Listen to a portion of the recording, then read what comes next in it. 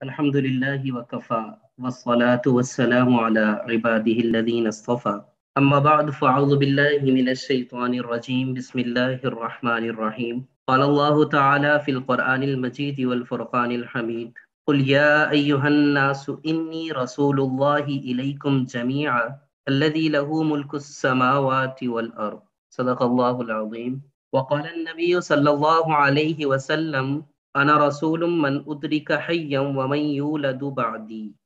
أو كما قال عليه الصلاة والسلام اللهم صل على محمد النبي الأمي وعلى آله وسلم تسلیما۔ اللہ رب العزت کا ایک تو بہت بڑا احسان ہے ہم پر کہ اس نے ہمیں ایک تو مسلمان پیدا کیا اور پھر ایک ایسے معاشرے کے اندر پیدا کیا کہ جہاں پر ہمیں دین ماؤں کی گود میں مل گیا، اور اس کے بعد اللہ نے بہت سارے لوگوں کو اس کام کے ساتھ جوڑ دیا کہ وہ دین سیکھنے والے بن جائیں یا سکھانے والے بن جائیں۔ بہت سارے ایسے ادیان موجود ہیں دنیا کے اندر کہ جن میں سکھانے والا کوئی نہیں، کسی میں سیکھنے والا کوئی نہیں۔ یہ رسول اللہ صلی اللہ علیہ وسلم کا دین یہ واحد دین ہے کہ جو سیکھنے والے بھی موجود ہیں جس کے اندر، اور جس میں سکھانے والے بھی اعلیٰ سے اعلیٰ موجود ہیں۔ تو آج کا ہمارا یہ جو موضوع ہے، اس کے لیے تو گھنٹوں اگر دیے جائیں تب بھی بہت کم وقت ہے،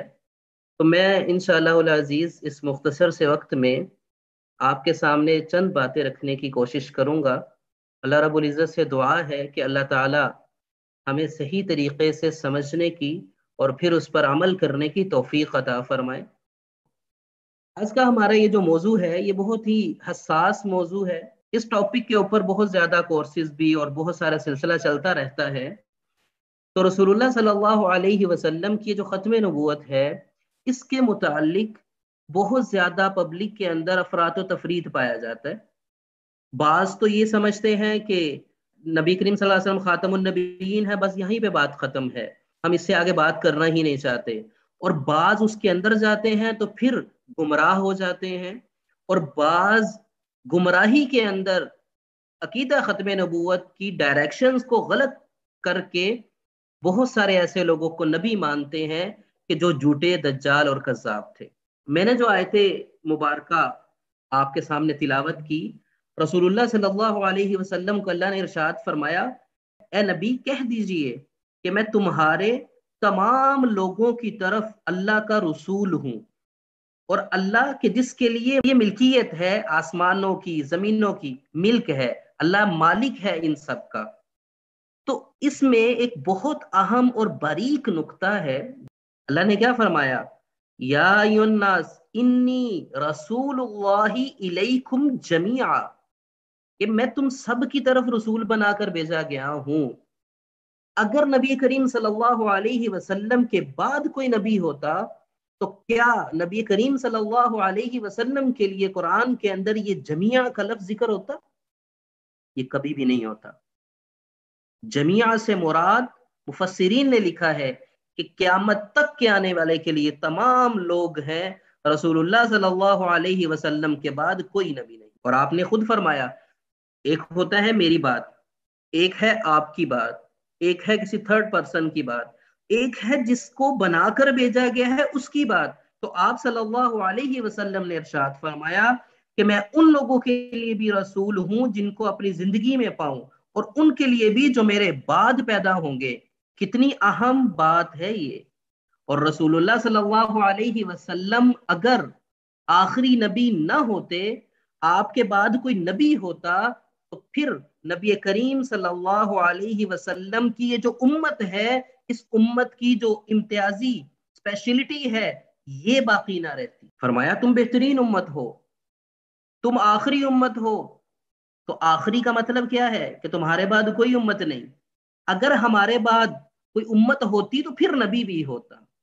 اگر کوئی نبی آ گیا نبی کریم صلی اللہ علیہ وسلم کے بعد، تو پھر تو اس کی امت بھی آئے گی، خالی نبی تو نہیں آتا، نبی کی ایک امت ہوا کرتی ہے۔ تو رسول اللہ صلی اللہ علیہ وسلم بھی آخری، یہ ان کی امت بھی آخری۔ آپ کے بعد کوئی نبی نہیں، آپ کے بعد کوئی امت نہیں۔ اور رسول اللہ صلی اللہ علیہ وسلم کو اللہ تعالیٰ نے یہ امتیازی شان دی ہے، یہ آپ کی اسپیشلٹی ہے۔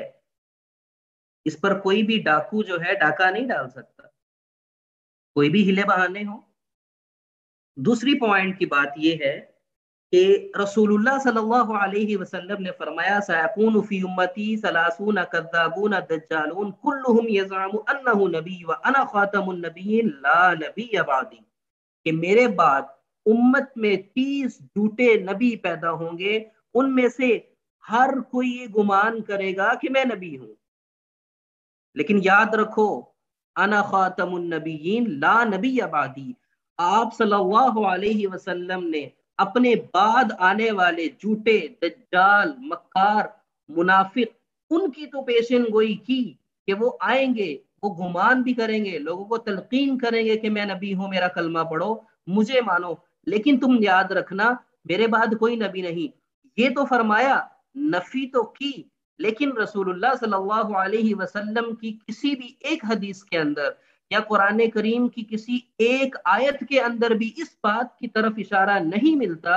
کہ نبی کریم صلی اللہ علیہ وسلم کے بعد کوئی نبی ہوگا۔ رسول اللہ صلی اللہ علیہ وسلم کی ختم نبوت پر سب سے پہلا اجماع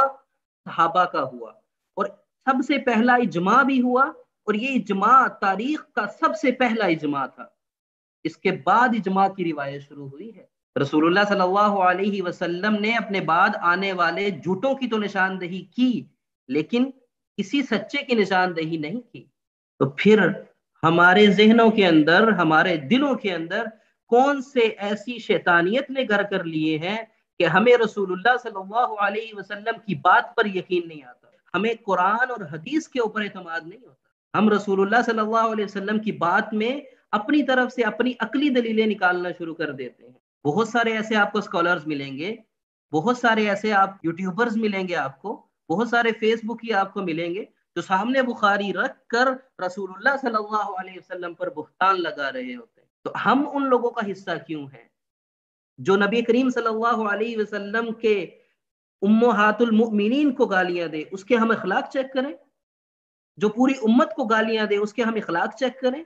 رسول اللہ صلی اللہ علیہ وسلم کی طرف اٹھنے والی کوئی انگلی ہے اس کی اخلاق چیک کریں ہم۔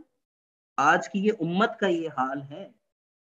یہ دنیاوی معاملات میں کسی قسم کے کمپرومائز پر تیار نہیں ہوتی، لیکن رسول اللہ صلی اللہ علیہ وسلم کے اتنے لاوارث ہیں کہ ہم ان کے بارے میں کمپرومائز کر جاتے ہیں۔ ایک ویزے کی خاطر، ایک نیشنلٹی کی خاطر ہم اپنے نبی کریم صلی اللہ علیہ وسلم کی نبوت کو قربان کر دیتے ہیں۔ بہرے مسلمان کہاں گئی تیری مسلمانی، نام کا تو ہے مسلمان، کام تیرے ہیں شیطانی۔ آج یہ پوری تعریف ہمارے اوپر آ رہی ہے۔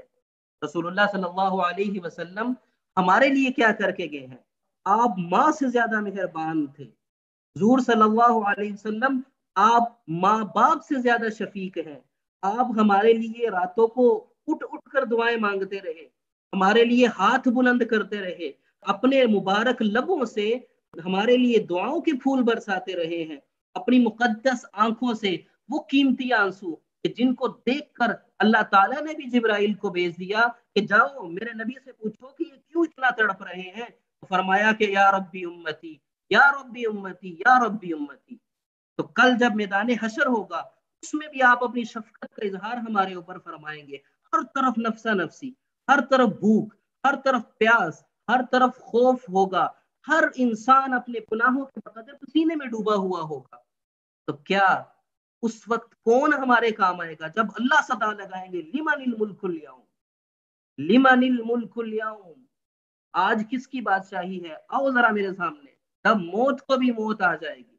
ماں اپنے بچے کو دیکھ کر بھاگ جائے گی، یوم یفر المرء من اخیہ وامہ وابیہ وصاحبتہ وبنیہ کل امرئ منہم یومئذ شأن یغنیہ۔ ہر بندہ ایک دوسرے سے بھاگ رہا ہوگا، اس دن صرف ایک ہستی ایسی ہوگی کہ جو پکار رہی ہوگی یا ربی امتی یا ربی امتی۔ کبھی پل صراط پار کروائیں گے، کبھی آب کوثر پر پانی پلائیں گے، کبھی مہمان نوازیاں کریں گے، کبھی جنت الفردوس کے اندر ملاقاتیں ہوں گی۔